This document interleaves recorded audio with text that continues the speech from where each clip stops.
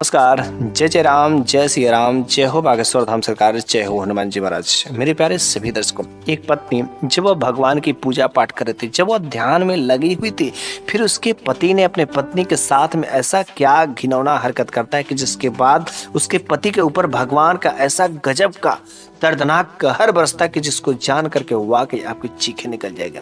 इसलिए आप जिस वीडियो के अंत तक अवश्य ही बने रहेंगे। मुझे पूरा विश्वास है और दावे के साथ मैं कह सकता हूं कि यदि आप इस वीडियो के अंत तक बने रहते तो आपके जीवन में कुछ न कुछ ऐसी नई चीजें अवश्य ही सीखने को मिलेगी। तो बस देरी किस चीज की, चलो इस वीडियो को बिना देरी के शुरू ही कर देते हैं। तो एक बार की बात है कि एक गाँव, जिस गाँव में कुछ हिंदू भाई भी थे, कुछ मुसलमान भी लोग रहते थे, लेकिन वहां पर उस गांव में एक जो भगवान का मंदिर था, बहुत ही प्यारा सा खूबसूरत मंदिर था। और उस मंदिर पर जितने भी हिंदू लोग थे ना, वहां पर आकर के सुबह शाम जो भगवान की पूजा पाठ करते थे, भगवान का कीर्तन भजन करते थे। लेकिन जहां पर वह मंदिर था, उस मंदिर के ठीक जस्ट बगल में ही एक जो मुसलमान का घर था। चूंकि उन लोगों की मजबूरी थी, क्योंकि घर वहीं पर था, वे लोग रहना नहीं चाहते थे। और उस मुसलमान के घर जो ना, एक बेटी भी थी, एक लड़की थी। वो लड़की अल्लाह की इबादत करने वाली थी, अल्लाह का सब कुछ मानने वाली थी। लेकिन उसके घर के बगल में रोज जो है, जब ये भगवान का कीर्तन भजन, भगवान की आरती होती थी, तो वह रोज ध्वनि जो है, आवाज उसके कानों में जाते थे। और कभी कभी वह इतना उसे अच्छा लगता था, भाव विभोर हो जाती थी। लेकिन एक दिन गजब का बात होता है कि जब वह अल्लाह का इबादत कर रही थी, उसके कुछ देर बाद भगवान की आरती शुरू हो जाती है। वह भगवान की आरती को भी सुनने में उसका बड़ा ही ध्यान लगता था। और उस दिन जब वह आरती सुन रही थी ना, तो ऑटोमेटिक उसके आंखों से आंसू छलक पड़े, उसके आंखों से आंसू आने शुरू हो गए। वो समझ नहीं पाए कि आखिर ये आंखों से आंसू क्यों हो गए। आज तक तो मैंने अपने धर्म में, अपने मजहब में इतने दिनों तक अल्लाह की इबादत की, लेकिन कभी मेरी आंखों से आंसू नहीं आया। आखिर ये आंखों से आंसू आने का रीजन क्या है, कारण क्या है, कुछ उसे समझ नहीं आता है। एक दिन होता है, 2 दिन होता है, 3 दिन होता है, कई दिन ऐसे बीत जाते हैं। लेकिन हर रोज जब जब आरती होता तो उसका ध्यान ऑटोमेटिक लग जाता, बड़े ही अच्छे लगते और उसके आंखों से ऑटोमेटिक जो आंसू गिरने लगते। उसे समझ नहीं आता है। लेकिन जब एक दिन उसके घर पर कोई नहीं रहता है, तो वो लड़की वहां से निकलती है और सीधा उस मंदिर में चली जाती है। शाम के समय में जब भगवान की आरती होती रहती है, वह वहां पर खड़े होकर के और भगवान की आरती लेती है। कुछ लोग तो देख करके बड़े ही आश्चर्यचकित हो रहे थे, आखिर यह मुस्लिम है और कैसे आ गई आरती लेने। लेकिन भगवान के दरबार में किसी का कोई रोक टोक नहीं होता, जो मर्जी करे वह आए और जो मर्जी करे वह जाए, कोई रोक नहीं होता है।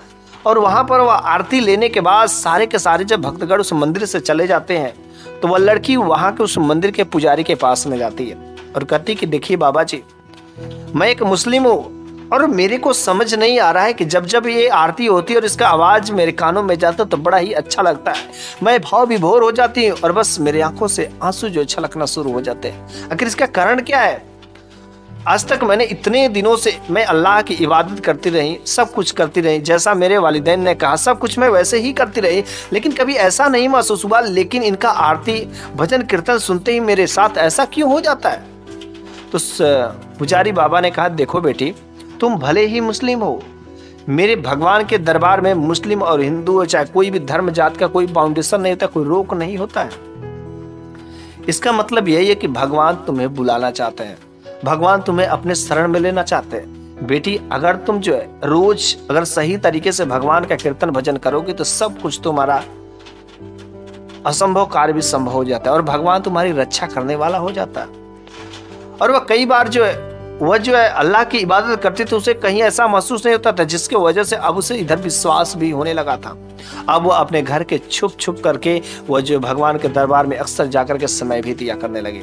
लेकिन जब वो लड़की बड़ी हो गई, ये बात किसी को नहीं पता चला, उसके घर वालों को नहीं पता चला। तो फिर जो है उसकी डैडी ने, उसके पापा ने उसकी शादी जो है एक मुस्लिम खानदान में ही कर देती, जो कट्टर जो हिंदू था, हिंदुओं से जलन करने वाला था।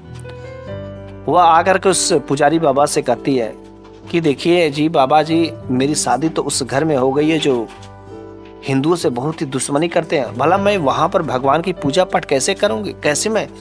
तो साधु बाबा ने कहा, देखो अगर बेटी तुम मंदिर नहीं आ सकती तो मैं तुम्हें एक पुस्तक देता हूँ, एक जो भगवान का जो दिव्य बहुत ही पवित्र पुस्तक है, तुम उस पुस्तक को अपने पास में रखना और जो उसमें मंत्र लिखे गए हैं उन मंत्रों को पढ़ना, भगवान की पूजा पाठ करना।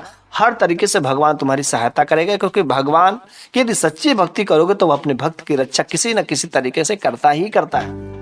उस मुस्लिम लड़की को भगवान पर हर तरीके से विश्वास हो गया था, भरोसा हो गया था और हर काम जो करने के जैसे ही मौका मिलता वह भगवान का पूजा पाठ करने में लग जाती। समय होने पर अपने मन के खिलाफ अपने पिताजी के आज्ञा के अनुसार उसकी शादी एक जो मुस्लिम खानदान में, मुस्लिम परिवार में हो ही जाती है। लेकिन जब वो शादी होती है तो शादी होने के बाद जब उसका पति उसके पास में रात्रि के समय में जाता था, तो जैसे ही जाता था कुछ ही समय बाद उसे भयानक नींद लग जाती थी। ऐसा लगता था कि दिन का काफी थका थका रहता था और जैसे जाता था सो जाता था। और जब उसका पति सो जाता था, पूरे घर भर के लोग सो जाते थे, तो वह रात्रि के समय में चुपके से उठ करके और वह भगवान का वह जो है बाबा ने पुस्तक दिया था, उन पुस्तकों में जो मंत्र लिखे हुए थे उनको वह पढ़ती थी, भगवान की पूजा पाठ करते थे। और फिर जो है कुछ समय करने के बाद, भगवान की भजन कीर्तन करने के बाद मन ही मन धीरे धीरे आवाज में और वह जो सो जाती थी। इस तरीके से कुछ दिन चलता रहा, सब कुछ ठीक ठाक ही चला था, उसके पति को कभी शक नहीं हो पाता है। लेकिन गजब की बात तब हो जाती है कि एक दिन उसे ऐसा लगता है कि मेरे पति जो है घर से बाहर चले गए हैं और वह जो अपने ही घर में जो है और भगवान का वह जो भजन कीर्तन और आरती करना शुरू कर देते धीमी आवाज में। तब तक उसका पति घर के अंदर प्रवेश कर जाता है और जैसे देखता, अरे ये क्या कर रही है, किसका फोटो लगाई है, कौन से ये भगवान है, अरे तुम मुस्लिम हो, मुस्लिम तेरे को नहीं पता है कि तुम मुस्लिम हो और हम लोग कितने उनके खिलाफ रहते हैं, तू इस भगवान की पूजा पाठ कर रही है, तेरे को नहीं पता है कि हम मुस्लिम है। अरे आज और अभी इस जो किताब लेकर के रखी हो, जो कुछ फोटो लेकर के रखी ना, इसको अभी कभी फाड़ करके फेंक दो। वह तुरंत जो उन पुस्तकों को, उन फोटो को लेकर के अपने सीने से लगा लेती है, अपने छाती से लगा कर चिपका लेती है और उसका पति देख करके आग बबूला हो जाता है। वह कहता है कि मेरे को समझ नहीं आ रहा था कि आखिर इतने दिनों से मेरे साथ में, मैं पूछना चाहता था कि आखिर तू मेरे साथ में रहती है लेकिन मुझसे खुश क्यों नहीं रहती है। लेकिन आज मेरे को वास्तविकता पता चल गया कि हाँ, तू मेरे पास में रहती, मेरे साथ में रहती, क्योंकि तुम्हारा मन कहीं और पर है, तू मेरे साथ रहना ही नहीं चाहती है।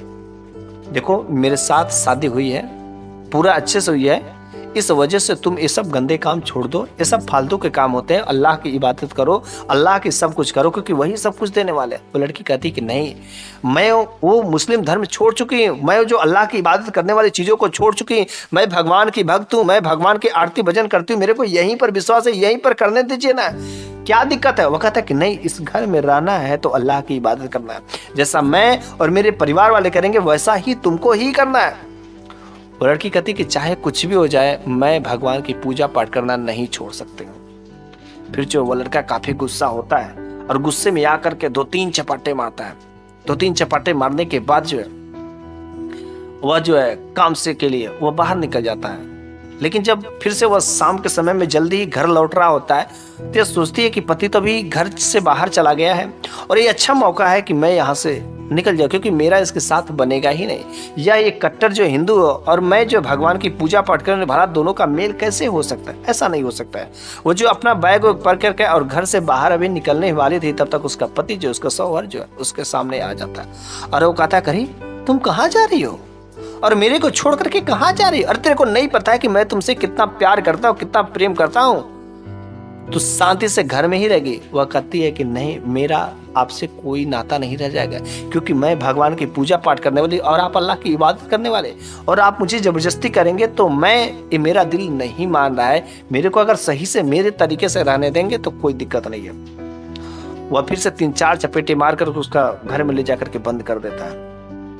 और जब घर में बंद कर देता है तो 1 दिन 2 दिन जबरदस्ती बेचारी करती है, लेकिन अल्लाह की इबादत नहीं करती। वह मन ही मन भगवान की पूजा पाठ करती, मन ही मन कुछ उनके मंत्रों को पढ़ा करती थी। और एक दिन जब उसका पति काम से जब बाहर चला जाता है तो वह घर से तुरंत जो है निकल करके उस पुजारी बाबा के पास में जाती है और वहां पर जाती है ना, छुपके से जाती है और सारा का सारा वाकया बाबा जी से बता देती है।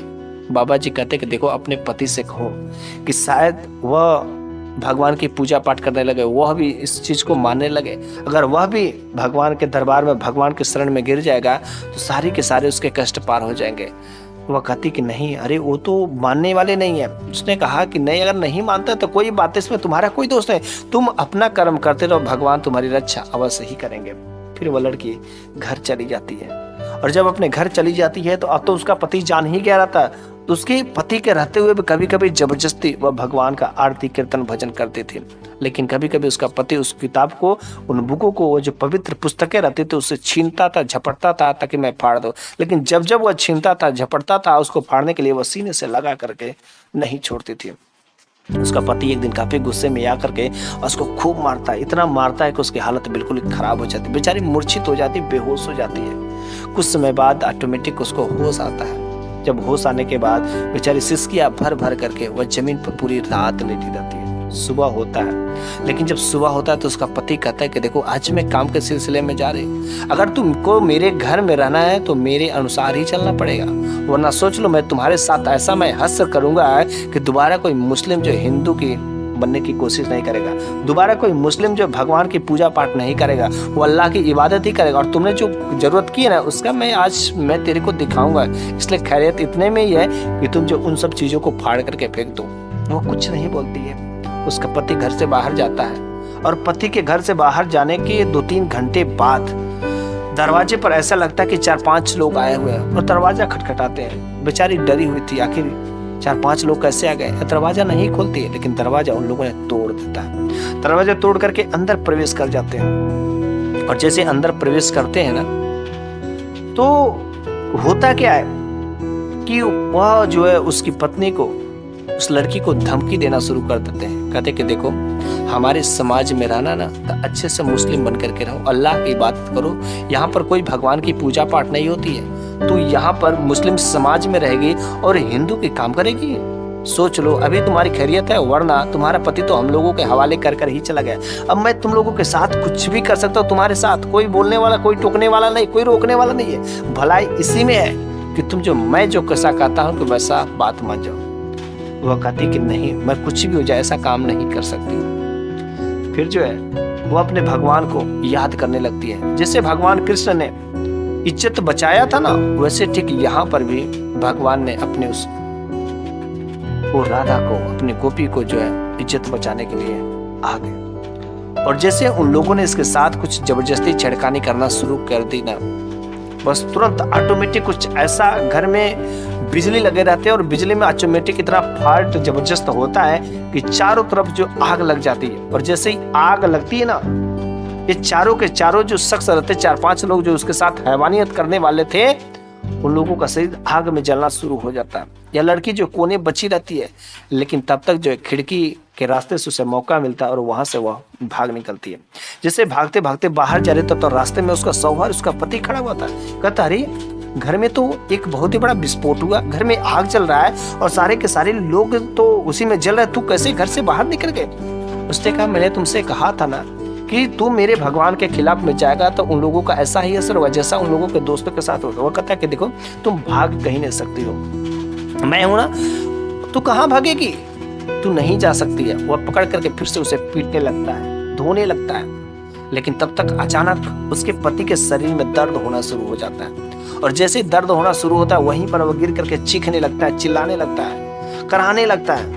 चीखते चीखते चिल्लाते चिल्लाते उसके जो अंग के, उसके बदन पर के जो कपड़े रहते हैं धीरे धीरे धीरे फटना शुरू हो जाते हैं। उसका शरीर जो बड़ा बनना शुरू हो जाता है, उससे समझ नहीं आता कि आखिर मेरे शरीर के साथ में ऐसा क्या हो शुरू है। और देखते ही देखते उसका शरीर अजीब एक जानवर में तब्दील होना शुरू हो जाता है। बस वो लड़की समझ जाती कि बस भगवान का कहर मेरे पति के ऊपर भी आ गया है। लेकिन वो बड़ी हैरान होती कि नहीं, मेरे पति के साथ में ऐसा नहीं हो सकता। मैं भगवान से प्रार्थना करूंगा कि मेरे पति को माफ कर दे। फिर वह पति की हालत तो बिल्कुल ही खराब हो जाती है, उसे दर्द से कराहना पड़ता है। वो लड़की भगा भगा भगा उस पुजारी बाबा के पास में जाती है और पुजारी बाबा को पकड़ करके अपने घर पर लेके आती है। कहती है कि बाबा जी देखिए ना, मेरे पति की हालत कैसी हो गई है, मेरे पति से कहिए ना, अपने भगवान से विनती करिए मेरे पति के लिए फिर से इंसानी शरीर में आ जाए, या अब जो हम जैसा कहेंगे वैसा मानेंगे, क्योंकि उनको पता चल गया है। और उसे ऐसा लगता है कि हाँ, कुछ ऐसा भयानक अजीब जानवर बदल गया था और वो हामी भर रहा था कि हाँ, जैसा आप लोग कहेंगे वैसा ही मैं करूँगा। और फिर जो है दोनों, उस पुजारी बाबा और उसकी पत्नी ने भी भगवान से प्रार्थना की कि मेरे पति को फिर से इंसानी शरीर दे दीजिए। और कुछ ही समय में उसके शरीर का जो भी अस्त्र बदला हुआ था वो फिर से सही हो जाता है। और फिर पुजारी बाबा पूछते हैं कि बेटा, क्या अभी तुम अल्लाह की इबादत करोगे? क्या अभी तुम अपने पत्नी को भगवान की पूजा पाठ करने से मना करोगे? वो कहता है कि नहीं बाबा जी, अरे जब मैं अब मेरे को देख गया, मेरे को प्रूफ मिल गया, इससे भला बड़ी चीज क्या हो सकती है। आज तक मैंने इतने दिन जो अल्लाह की इबादत की, लेकिन कभी कोई ऐसा चमत्कार नहीं दिखा। लेकिन वास्तव में भगवान की पूजा पाठ में कुछ अजीब ही शक्ति है। मैंने अपने पत्नी के खिलाफ जब जब जाने का कोशिश किया, तब तब मेरे साथ अक्सर कुछ ऐसी ही घटनाएं होती रहती थी। लेकिन जब हद पार हो गई तो भगवान वास्तव में आज मैंने देख लिया कि वो अपने भक्त की रक्षा कैसे करता है। बस मेरे प्यारे सभी दर्शकों, आज की तो यह कहानी यहीं पर समाप्त हो जाती है। लेकिन बस इस कहानी के माध्यम से एक ही चीज़ मैं कहना चाहता हूँ कि भगवान की यदि आप पूजा पाठ करेंगे, भगवान की भक्ति भाव करेंगे, तो भगवान अपने भक्त की रक्षा अवश्य ही करता है। चाहे देर हो, चाहे अंधेर हो, लेकिन वह करता जरूर है। तो बस चलिए, मैं अगले वीडियो में फिर से एक नई शानदार कुछ ऐसी ही कहानी लेकर के हाजिर हूँगा। तब तक के लिए धन्यवाद।